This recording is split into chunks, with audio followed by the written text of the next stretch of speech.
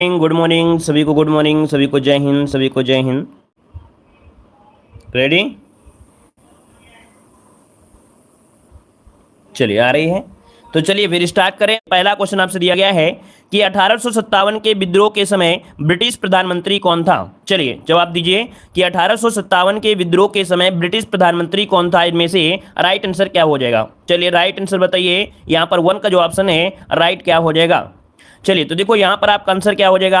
यहाँ पर option B बनेगा, पामस्टन थे। कौन थे भाई? पामस्टन, जो कि ऑप्शन बनेगा यहाँ पर आपका बी नंबर हो जाएगा। ठीक है ना। यहाँ पर याद रखिए इनका जो आपका शासनकाल था, अर्थात इनका जो कार्यकाल था वो 1855 से लेके आपके 1858 तक आपका रहा था। तो आप समझ गए हैं कि 57 के बीच में कौन रहे होंगे? तो पामस्टन, जो कि ऑप्शन बी नंबर है। आगे बढ़ते क्वेश्चन दिया गया है कि बुद्ध ने अपने जीवन की अंतिम वर्षा ऋतु कहाँ पर बिताई थी। चलिए बताइएगा कि बुद्ध ने अपने जीवन की अंतिम वर्षा ऋतु कहां पर बिताई थी। यहां पर जो आपका राइट आंसर हो जाएगा क्या हो जाएगा? चलिए तो देखो आपका जवाब क्या हो जाएगा, वैशाली या श्रावस्ती। चलिए बताइएगा यहाँ पर वैशाली हो जाएगा या श्रावस्ती हो जाएगा। तो यहाँ पर देखिए जो ऑप्शन बी नंबर है वैशाली, क्या हो जाएगा? वैशाली हो जाएगा भाई। इसका जवाब देना है आप लोगों को, वैशाली देना है। ये जो कुशीनगर है, कुशीनगर में तीनों ने अपने प्राण त्यागे थे, है ना। वो अंतिम वर्षा ऋतु आपकी है, तो ऑप्शन बी हो जाएगा। आगे बढ़ते क्वेश्चन दिया गया है कि सिंधु सभ्यता की विकसित अवस्था में निम्नलिखित में से किस स्थल से घरों में से कुओं के अवशेष मिले हैं। तो चलिए बताइएगा कि सिंधु सभ्यता की विकसित अवस्था में निम्नलिखित में से किस स्थल से घरों में से कुओं के अवशेष मिले हैं। तो यहाँ पर देखिए आपका जवाब इनमें से क्या हो जाएगा? ऑप्शन बनेगा आपका डी नंबर, मोहेंजोदाड़ो, जो कि ऑप्शन बनेगा आपका डी नंबर है, राइट हो जाएगा। डी नंबर इसका हो जाएगा। चलिए आगे बढ़ते क्वेश्चन आपसे अगला पूछा गया है कि अंतिम मुगल सम्राट बहादुर शाह था, उसके पिता का नाम क्या था। चलिए बताइए, अंतिम मुगल सम्राट बहादुर शाह था, उसके पिता का नाम क्या था। यहाँ पर अच्छा क्वेश्चन है, बेहतरीन क्वेश्चन है। चलिए 4 को ऑप्शन देना है, थोड़ा सा दिमाग आपको जरूर घूम जाएगा। चलिए तो ऑप्शन क्या बनेगा? यहाँ पर देखिए अंतिम आपका है ना, अंतिम मुगल बादशाह पूछा है, तो इसका जो ऑप्शन बनेगा वो बनेगा अकबर सेकंड, जो अकबर शाह सेकंड थे, तो ऑप्शन बनेगा आपका सी नंबर। अब आपके दिमाग में आ रहा है औरंगजेब, तो आपको बता दें कि औरंगजेब के बाद इनमें से जो आपके बहादुर शाह प्रथम थे वो, है ना, लेकिन ये बहादुर शाह आपके सेकंड है, जो कि आपके अंतिम वाले थे। तो इस कारण से ऑप्शन बी वाला लगाना है, ना कि आपको सी लगाना है। इसीलिए क्वेश्चन आपका डिफिकल्ट रखा गया है ना। आगे बढ़ते हैं, कह रहा है शिवाजी की राजधानी कहाँ पर थी। शिवाजी की जो राजधानी थी दोस्तों बताइए, यहां पर राइट आंसर क्या हो जाएगा। सब लोग भाई वीडियो को लाइक कर दिया करें, ठीक है। जैसे आप लोग जुड़ जाते हैं तो ऐसे ही वीडियो को लाइक शुरू कर दिया करें सभी लोग। तो यहां पर बताइए शिवाजी की राजधानी कहां पर थी। तो देखिए आपका जवाब इनमें से राइट हो जाएगा, ए नंबर रायगढ़ हो जाएगा। क्या हो जाएगा? रायगढ़ में। याद रखिए इन्होंने 1674 में, कब? 1674 ईस्वी में शिवाजी ने अपना राज्याभिषेक करवाया था और छत्रपति की उपाधि रखी थी और रायगढ़ को अपनी राजधानी बनाया था। तो जिसका भी ऑप्शन आ रहा है ए नंबर बिल्कुल राइट हो जाएगा। अगला कह रहा है किसने कहा कि मुझे इस आरोप के संबंध में कोई क्षमा नहीं मांगनी है कि संविधान के प्रारूप में गवर्नमेंट ऑफ इंडिया एक्ट 1935 के एक बड़े भाग को पुनः उत्पादित कर दिया गया है। तो ये जो शब्द कहा था वो किसने कहा था? देखिए आपके पास ऑप्शन है, और ये जो कहा था आपके डॉक्टर भीमराव अंबेडकर, जो कि ऑप्शन डी नंबर है, राइट हो जाएगा। इन्होंने ये शब्द कहा था, याद रखिए। आगे बढ़िए, क्वेश्चन दिया गया है कि आजाद हिंद फौज का प्रथम सेनापति कौन था। अच्छा क्वेश्चन यहाँ पर दिया है, यहाँ पर देखिए ऑप्शन क्या बनेगा। चलिए डिफिकल्ट का मतलब आप लोग समझते हैं ना कि आपको थोड़ा कंफ्यूज करने वाले जो क्वेश्चन होते हैं उनको डिफिकल्ट कहते हैं। वैसे आपको आते होंगे तो आपको सरल है, लेकिन जिसको नहीं आता है उसको डिफिकल्ट आपका है। तो चलिए देखिए 7 का ऑप्शन क्या बनेगा। यहां पर 7 का ऑप्शन ए वाला बनेगा, याद रखिएगा, मोहन सिंह। क्या बनेगा? याद रखिए आजाद हिंद फौज की पहली डिवीजन का जो औपचारिक गठन हुआ था 1942 में हुआ था, और कैप्टन मोहन इसके क्या थे? प्रथम सेनापति थे। तो ऑप्शन जो आपका आएगा वो आपका ए नंबर है, राइट हो जाएगा। आगे बढ़ते हैं, क्वेश्चन दिया गया है कि गांधी इरविन समझौता हुआ था मुख्य रूप से। तो जो गांधी इरविन समझौता हुआ था मुख्य रूप से, तो देखो दिया गया गोलमेज सम्मेलन में कांग्रेस की भागीदारी सहज करने के लिए, ठीक है ना। गोलमेज सम्मेलन में कांग्रेस की भागीदारी सहज करने के लिए पहला इसका जो ऑप्शन है आपका राइट हो जाएगा। क्लियर है? चलिए आगे बढ़िए, क्वेश्चन दिया गया है कि किस वर्ष हिंदुस्तान रिपब्लिकन एसोसिएशन की स्थापना हुई थी। किस वर्ष हिंदुस्तान रिपब्लिकन एसोसिएशन की स्थापना हुई थी। 9 का ऑप्शन में से क्या बनेगा। चलिए 9 का ऑप्शन दीजिएगा यहाँ पर। तो देखो भाई आपका जवाब इनमें से बनेगा क्या? B number. देखिए बी नंबर आपका यहाँ पर याद रखिए 1924 में। कब हुई थी? 1924 में बनी थी, याद रखिए अक्टूबर 1924 में, ठीक है ना। चलिए आगे बढ़ते, क्वेश्चन दिया गया है कह रहा आपसे यहाँ पर कोका आंदोलन को किसने संगठित किया था। Good morning good morning good morning सभी को, गुड मॉर्निंग। चलिए, कह रहे हैं कूका आंदोलन को किसने संगठित किया, आपसे पूछा है। तो देखिए 10 नंबर की अगर हम बात करें तो यहाँ पर दिया है गुरु रामदास दिया है, यह ऑप्शन क्या बन सकता है? ऑप्शन यहाँ पर देखिए सी नंबर गुरु राम सिंह, क्या है भाई? ऑप्शन हो जाएगा गुरु राम सिंह। देखिए पश्चिमी पंजाब, आपने नाम सुना है पश्चिमी पंजाब, वहां पर कूका आंदोलन की क्या हुई थी, शुरुआत हुई थी। ठीक है, कूका आंदोलन की क्या हुई थी, शुरुआत हुई थी, याद रखिएगा। और भगत जवाहर द्वारा यहाँ पर की गई थी। उन्हें मुख्य रूप से यहाँ पर कह सकते हैं कि सियान साहब के नाम से पुकारा जाता था। तो यहाँ पर जो ऑप्शन है आपका सी हो जाएगा। आगे बढ़ते क्वेश्चन दिया गया है कि भारत की सर्वाधिक वर्षा मुख्य प्राप्त होती है। चलिए, भारत की सर्वाधिक वर्षा जो होती है ये आपकी कहां से प्राप्त होती है, जवाब दीजिए भाई। यहाँ पर कौन सी मानसून से आती है? तो यहाँ पर देखिए जो ऑप्शन है दक्षिण पश्चिम मानसून, ऑप्शन बनेगा सी नंबर है दक्षिण पश्चिम मानसून हो जाएगा। यहाँ पर आपको मालूम है दक्षिण पश्चिम मतलब ये अरब सागर से उठने वाला जो मानसून होता है।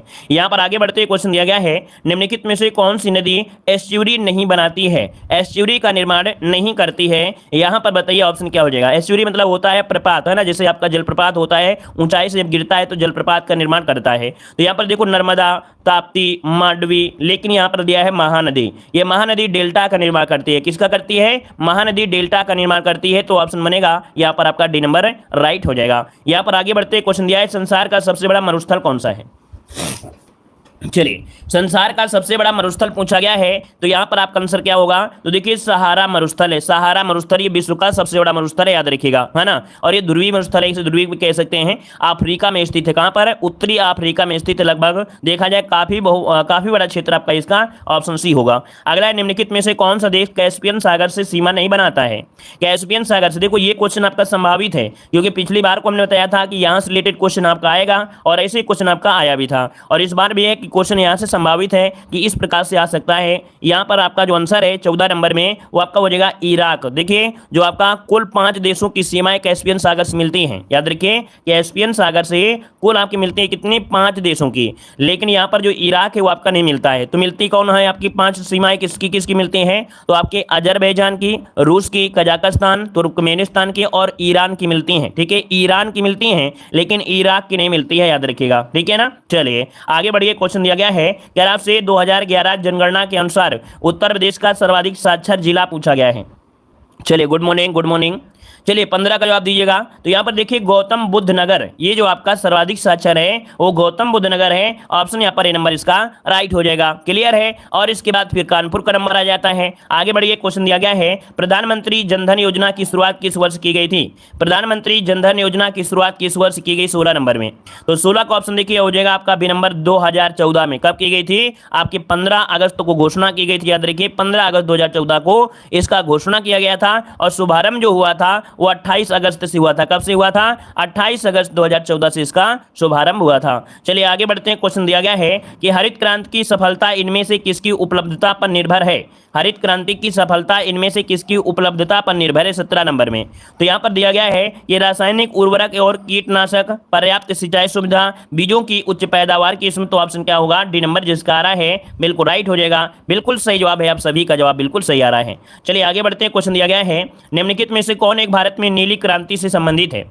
नीली क्रांति से संबंधित आपसे पूछा गया है। तो नीली क्रांति संबंधित है किससे भाई? तो आपको देखो बिल्कुल इजी क्वेश्चन है। यहाँ पर आपका मत्स्य पालन से है। किससे है? आपके मत्स्य पालन, याद रखिए मत्स्य पालन इसका आंसर है राइट हो जाएगा। और इसके बाद आगे बढ़ते क्वेश्चन दिया है, सार्वजनिक क्षेत्र में विनिवेश को क्या कहते हैं? सार्वजनिक क्षेत्र में विनिवेश को कहा जाता है, तो इसे कहा जाता है निजीकरण। क्या कहते हैं? निजीकरण कहते हैं दोस्तों। इसका जो ऑप्शन है यहाँ पर आपका डी नंबर है राइट हो जाएगा। आगे बढ़ते क्वेश्चन दिया गया है, वस्तु और सेवा कर जीएसटी की अवधारणा किस देश से शुरू हुई है? बड़ा अच्छा क्वेश्चन आ गया है। यहाँ पर जवाब दीजिएगा कि वस्तु और सेवा कर जीएसटी की जो अवधारणा है वो किस देश से शुरू हुई है। यहाँ पर जो आपका राइट आंसर होगा दोस्तों क्या हो जाएगा? जवाब दीजिए।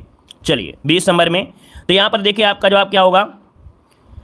चलिए क्या जवाब बनेगा भाई? यहाँ पर देखिए कनाडा जिसका ऑप्शन आ रहा है ना, बिल्कुल सही है। कनाडा बिल्कुल सही जवाब हो जाएगा। कनाडा इसका आंसर बनेगा भाई। जर्मनी नहीं है भाई, ये आपके कनाडा से है भाई। कहाँ से है भाई? ये कनाडा से है। कनाडा से इसका जो ऑप्शन बनेगा यहाँ पर ए नंबर इसका राइट हो जाएगा। ठीक है ना। चलिए यहाँ पर आगे मतलब ये कनाडा ही मूल आपका है। आगे बढ़िए, क्वेश्चन आपसे दिया गया है कि सुप्रीम कोर्ट के न्यायाधीशों को शपथ कौन दिलाता है? सुप्रीम कोर्ट के न्यायाधीशों को शपथ कौन दिलाता है? 21 का जवाब दीजिएगा।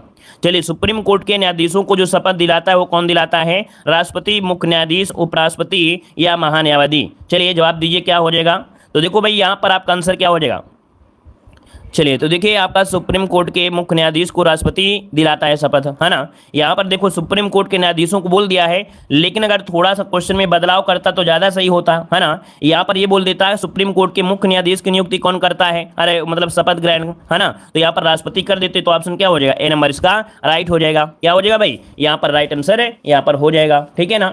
अच्छा यहाँ पर एक पॉइंट ये होता है कि जो अन्य न्यायाधीश होते हैं, क्या जो अन्य न्यायाधीश होते हैं उनकी शपथ ग्रहण यहाँ पर मुख्य न्यायाधीश कराते हैं। कौन कराते हैं, मुख्य न्यायाधीश कराते हैं। तो ये जो क्वेश्चन आपका है कहीं ना कहीं अधूरा क्वेश्चन है, क्या ये क्वेश्चन कहीं ना कहीं अधूरा क्वेश्चन है। अगर यहाँ पर बोल देता कि सुप्रीम कोर्ट के मुख्य न्यायाधीश की नियुक्ति शपथ कौन कराता है, तब आपके यहाँ पर राष्ट्रपति हो जाता। लेकिन यहाँ पर दिया सुप्रीम कोर्ट के न्यायाधीशों को, अब सुप्रीम कोर्ट के न्यायाधीशों में तो आपका उसमें ये भी शामिल होगा कि मुख्य न्यायाधीश प्लस आपका ये भी हो जाएगा, है ना, इसमें से वो भी हो जाएगा। तो इसकी वजह से क्वेश्चन पूरा शुद्धता में सही आपका नहीं है, तो इसलिए हम आंसर ए नंबर लगा रहे हैं। अगर अन्य लगा देता तो हम लोग यहाँ पर बी लगा देते। समझ में आ गया होगा, ये क्वेश्चन पूरी तरीके से अधूरा क्वेश्चन है।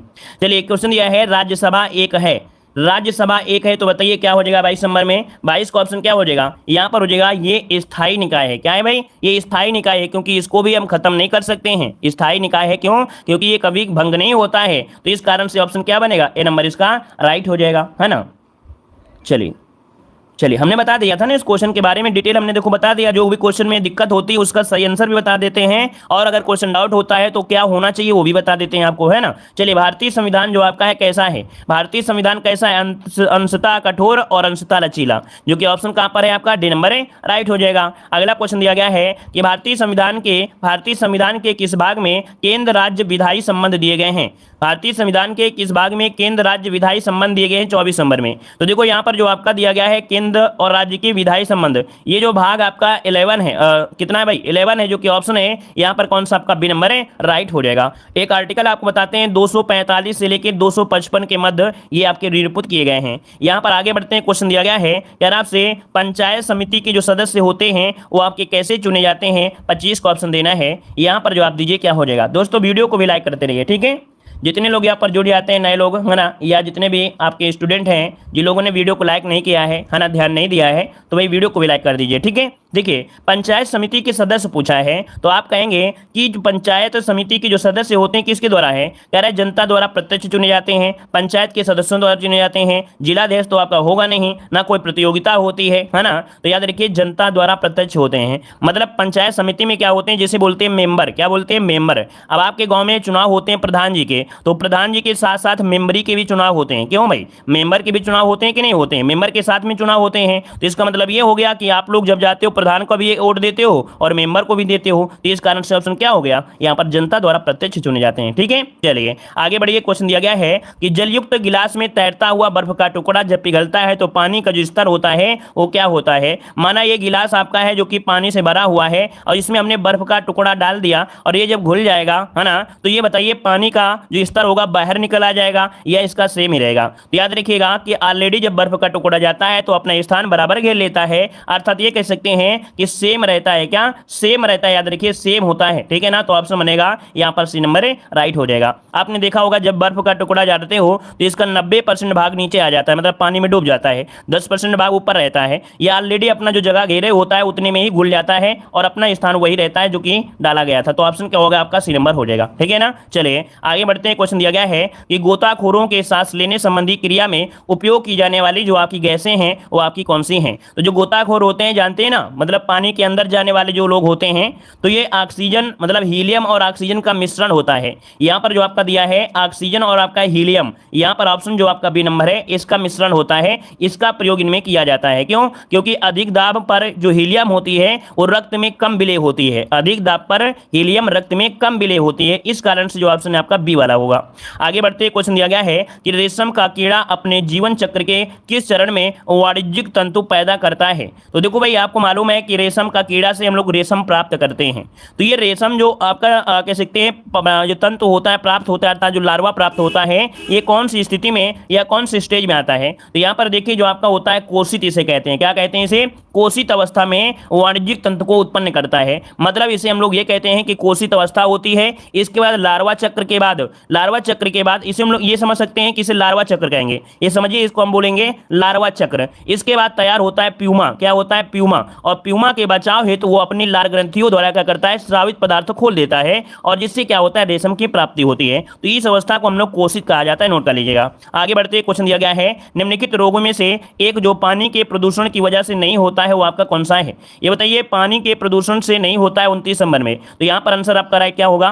कह रहा है टाइफाइड तो होता है, पीलिया भी होता है, हैजा भी होता है, लेकिन हेपेटाइटिस बी है ना, हेपेटाइटिस बी ये आपके HBV क्या होता है, HBV एक वायरस होता है, इसके कारण होता है, याद रखिएगा, है ना। तो यहाँ पर जो आंसर हो गया है आपका बी हो गया है। आगे बढ़िए, क्वेश्चन दिया है, मटर का जो पौधा है दोस्तों, बताइए कि जो मटर का पौधा है ये क्या है, शाख है, पुष्प है, झाड़ी है, या इनमें से कौन है? चलिए 30 नंबर में, 30 की अगर हम बात करें तो देखो ये शाक है, क्या है भाई, ये साग सब्जी बोलते हैं ना, साग, तो ये साग का काम करता है, अर्थात तो ऑप्शन आपका ए नंबर है, राइट हो जाएगा। क्लियर है? आगे बढ़िए, क्वेश्चन दिया गया है कि नरेश का सही संविच्छेद क्या हो जाएगा 36 नंबर में। नरेश का संविच्छेद पूछा गया है 36 नंबर में, आपका जवाब क्या हो जाएगा 36 में? तो देखो यहां पर आपका हो जाएगा नर धन ईश, क्या बनेगा, नर धन ईश, जो कि ऑप्शन है यहां पर आपका कौन सा, डी नंबर है, राइट हो जाएगा। अगर हम आपसे पूछे कि इसमें संधि कौन सी है, बताइए इसमें आपकी जो संधि है वो आपकी कौन सी संधि है, बताइए।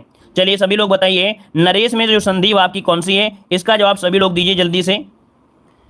गुण संधि है। देखो गुण संधि की हमने पहचान बताया था, देखो हम आपको डेली डेली एक पॉइंट बताते चलेंगे तो आपको याद रहेगा कि जब आपकी ए की मात्रा हो या ओ की मात्रा हो या अर दिया हो, ये 3 रूल होते हैं आपके गुण संधि में। तो यहाँ पर बस ये देख लिया करें, ए की मात्रा तो नहीं है, ओ की मात्रा तो नहीं है, अगर ए की मात्रा है, ओ की मात्रा है और है तो हमेशा यहाँ पर होते हैं, क्या होती है, गुण संधि होती है। और इसके बाद आती है वृद्धि संधि, तो वृद्धि संधि में ए की जगह अय हो जाता है और ओ की जगह अ हो जाता है, ठीक है ना, तो ये वृद्धि में हो जाती है, ठीक है ना। तो इसका जो आंसर हो गया आपका डी हो गया। आगे बढ़ते हैं, अशुद्ध वाक्य का चयन कीजिएगा 37 नंबर में।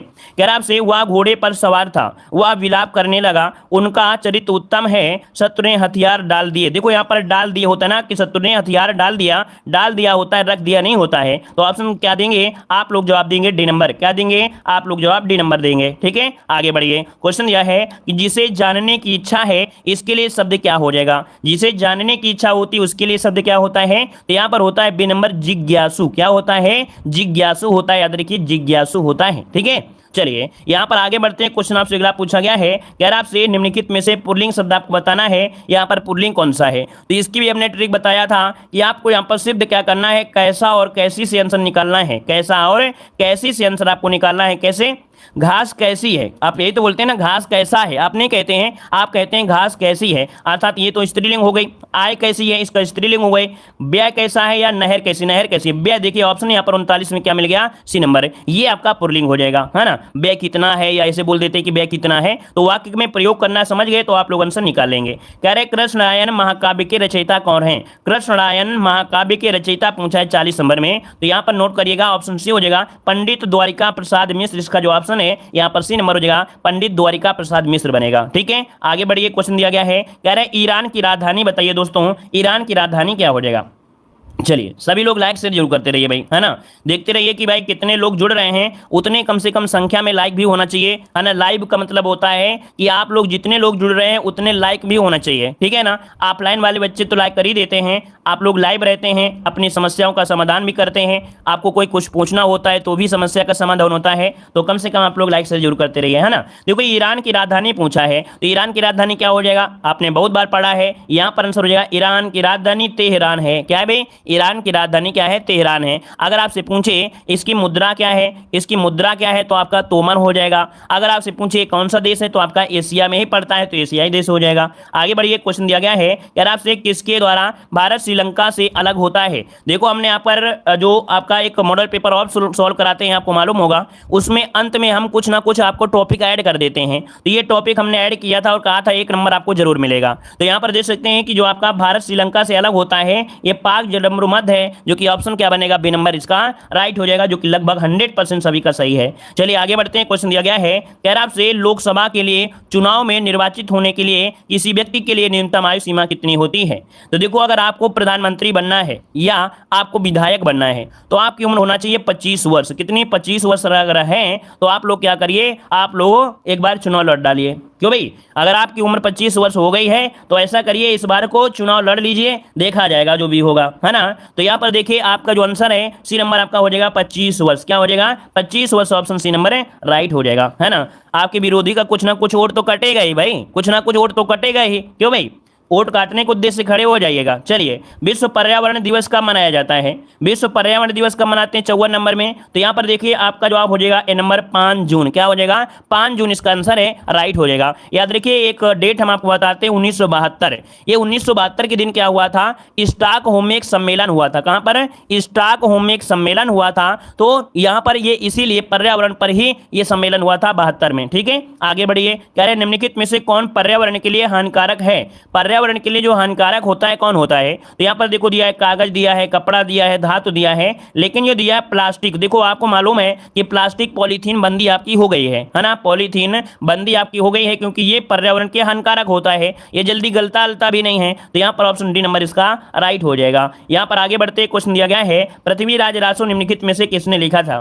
पृथ्वीराज रासो जो लिखा है दोस्तों किसने लिखा है यहाँ पर 56 नंबर में? तो ऑप्शन क्या बनेगा? सी नंबर है, ये चंद्रबरदाई ने लिखा है। किसने लिखा है? आपके चंद्रबरदाई ने लिखा है। याद रखिए ये क्या है? एक महाकाव्य है। क्या है भाई? ये एक महाकाव्य है, याद रखिएगा, है ना? और इसमें पृथ्वीराज की वीरता का वर्णन मिलता है। यहाँ पर अगला क्वेश्चन दिया गया है, कह रहे अर्जुन पुरस्कार कब से प्रारंभ हुआ था? अर्जुन पुरस्कार कब से प्रारंभ हुआ? किसी का भी क्वेश्चन गलत नहीं होना चाहिए दोस्तों, यहाँ पर ये क्वेश्चन पूछा जाता है।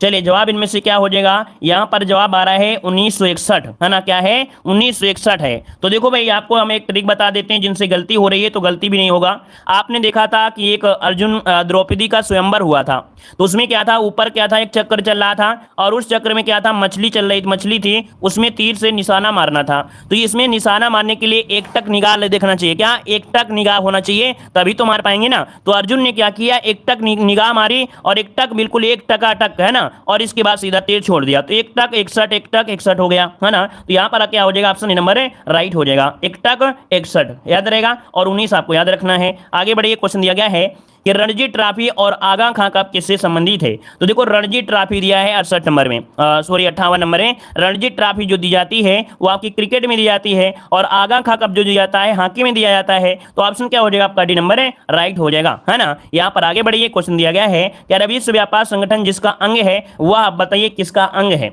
विश्व व्यापार संगठन जो आपका है ये किसका अंग है? तो ये अंग है आपके किसका? तो आपके गैट का है। गैट जो कि गैट सदस्यों द्वारा स्थापित एक अंतर्राष्ट्रीय व्यापार संगठन है, पहले इसका नाम यही हुआ करता था, है ना? तो यहाँ पर जो आंसर है वो आपका हो जाएगा आपका डी नंबर है। याद रखिए कि आपकी 1995 में WTO की स्थापना हो गई थी और इसका मुख्यालय जिनेवा जो कि स्विट्जरलैंड में है ना? आगे बढ़िए, क्वेश्चन दिया गया है कि कथक किस क्षेत्र का शास्त्रीय नृत्य है? कथक किस क्षेत्र का शास्त्रीय नृत्य है? तो दोस्तों आप क्या जवाब देंगे? ये कहेंगे कि उत्तर भारत अर्थात आपके उत्तर प्रदेश का है, या आपसे पूछे उत्तर भारत तो उत्तर भारत लगा सकते हैं, है ना? यहाँ पर ये बताइए केरल, केरल का कौन सा है? केरल का कौन सा है? तो देखो का और लास्ट में होता है ली, कथकली, है ना? केरल की कथकली होती है।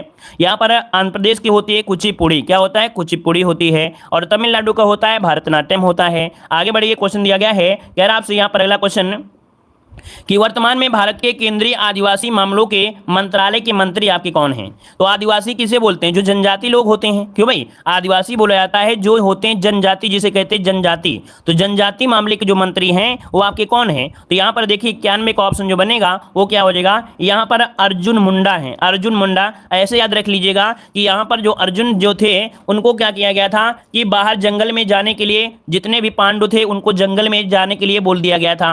तो ये लोग क्या हो गए थे? आदिवासी हो गए थे। तो ऐसे आपको याद रखना है श्री अर्जुन मुंडा। लेकिन ये ट्रिक एक समय तक लिमिट रहेगी, हमेशा नहीं चलेगी। क्यों? क्योंकि इनका पद बदलता रहता है। तो अभी याद रखिएगा जनजाति में कौन है? अर्जुन है। तो ऑप्शन ए नंबर इसका राइट हो गया। आगे बढ़ते क्वेश्चन दिया गया है कह रहा आपसे डस्टलिक भारत और किस देश के बीच एक सैन्य अभ्यास है?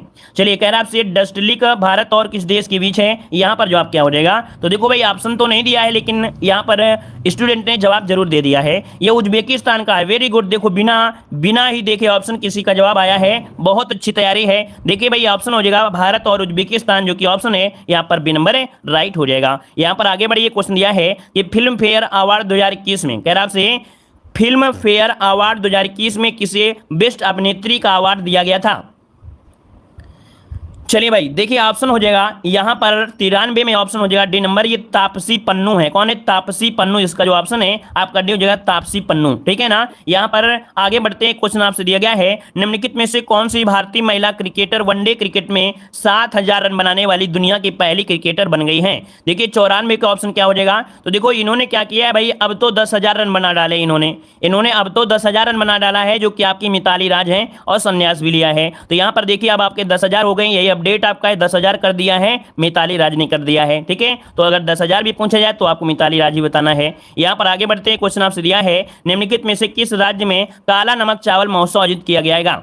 तो चलिए बताइएगा काला नमक चावल महोत्सव कहां पर आयोजित किया गया है 95 में। तो ऑप्शन देखिए सी नंबर आपके उत्तर प्रदेश में किया गया है। कहां पर? आपके उत्तर प्रदेश में किया गया है, याद रखिए उत्तर प्रदेश में, है ना। और बताइए अगला क्वेश्चन कह रहा है हाल ही में भारतीय दूरसंचार नियामक प्राधिकरण के किस पूर्व अध्यक्ष का निधन हो गया है। तो देखो भाई यहाँ पर जो निधन हुआ है आपके राहुल खुल्लर का, क्या है? राहुल खुल्लर का निधन हुआ है। ये आपके भारतीय दूरसंचार नियामक के अध्यक्ष भी रहे थे खुल्लर जी। अगला है कि महिला उद्यमियों को समर्थन और सहायता प्रदान करने के उद्देश्य से किस बैंक ने हाल ही में स्टार्टअप उन्नति नाम से एक कार्यक्रम की शुरुआत की घोषणा किया है। और ये कार्यक्रम है आपके किसके द्वारा? HDFC बैंक के द्वारा। इसको हमने कई मॉडल पेपर में आपको सॉल्व भी कराया है। तो ऑप्शन क्या बनेगा? यहाँ पर ए नंबर आपका राइट हो जाएगा। आगे बढ़िए, क्वेश्चन दिया गया है किस पूर्व भारतीय बल्लेबाज ने ऑनलाइन शिक्षा देने वाली कंपनी अनअकैडमी में बहुस्तरीय साझेदारी के तहत रणनीतिक निवेश किया है। तो देखो भाई आपने अनअकैडमी का नाम तो सुना होगा, जिसमें हम भी पढ़ाते रहे हैं।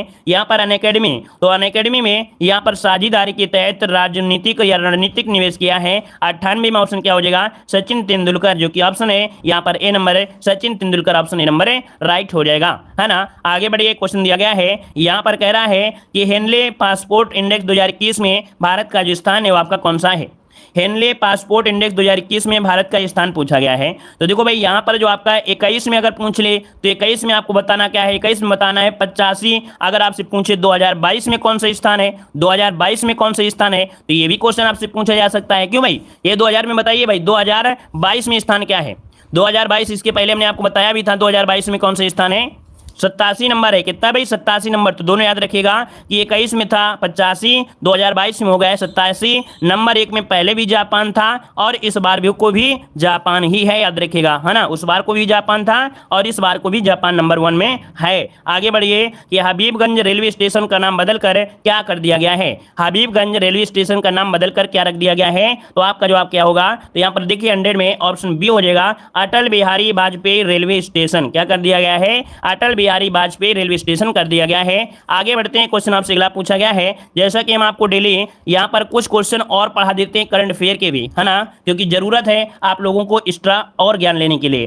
तो यहाँ पर देखो दिया है हाल ही में 36 सीटों के लिए हुए उत्तर प्रदेश विधान परिषद चुनाव में सर्वाधिक 33 सीटें किस राजनीतिक पार्टी को प्राप्त हुई हैं। तो 10 का ऑप्शन क्या बनेगा? तो यहाँ पर भाजपा को प्राप्त हुई है, तो ऑप्शन क्या बनेगा? ए नंबर है राइट हो जाएगा। क्लियर है भाई?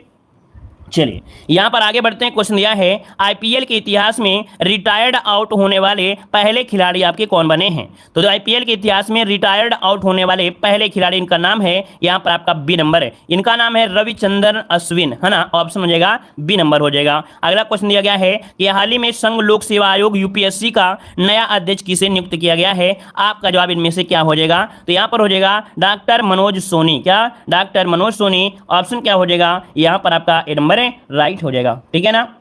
चलिए हम कमेंट नहीं करते हैं, कमेंट अगर गलत होता है तो होता है, ठीक है।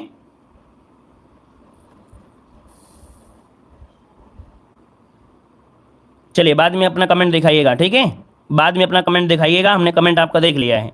वर्ष 2021 में वर्ष 2026 में राष्ट्रमंडल खेल कहां पर आयोजित किए जाएंगे। चलिए यहां पर जो 13 नंबर है, 13 का ऑप्शन में से क्या हो जाएगा? 13 नंबर का जो ऑप्शन है इनमें से राइट क्या हो जाएगा?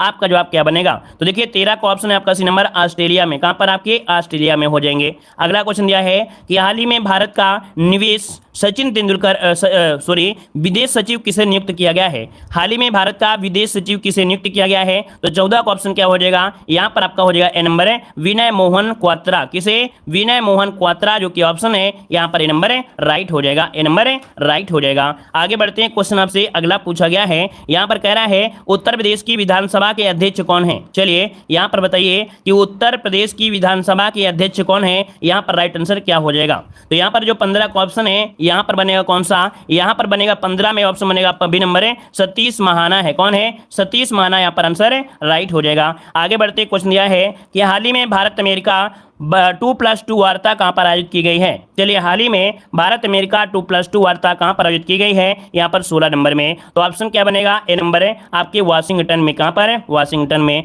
अगला क्वेश्चन दिया गया है कि हाल ही में G20 शिखर सम्मेलन का समन्वयक किसे नियुक्त किया गया है, 17 नंबर में। तो ऑप्शन ए हो जाएगा हर्षवर्धन श्रृंगला। हर्षवर्धन श्रृंगला जो कि ऑप्शन ए नंबर होगा। अगला भारतीय सिविल सेवा दिवस कब मनाया जाता है, तो यहाँ पर देखिए 18 नंबर में। तो 18 का ऑप्शन बी नंबर 21 अप्रैल को। कब, 21 अप्रैल, जिसका ऑप्शन है आपका बी नंबर है। अगला क्वेश्चन दिया गया है कि किस शहर को देश की पहली वैक्यूम आधारित सीवर प्रणाली प्राप्त होगी जिसका उपयोग सार्वजनिक स्थलों पर किया जाएगा। तो यहां पर देखिए 19 नंबर में आपके आगरा में। कहां पर, आपके आगरा में। तो यहां पर आंसर क्या हो गया, यहां पर आंसर आपका हो गया सी नंबर है राइट हो गया, है ना। तो इस प्रकार से जो आपकी क्लास है वो आप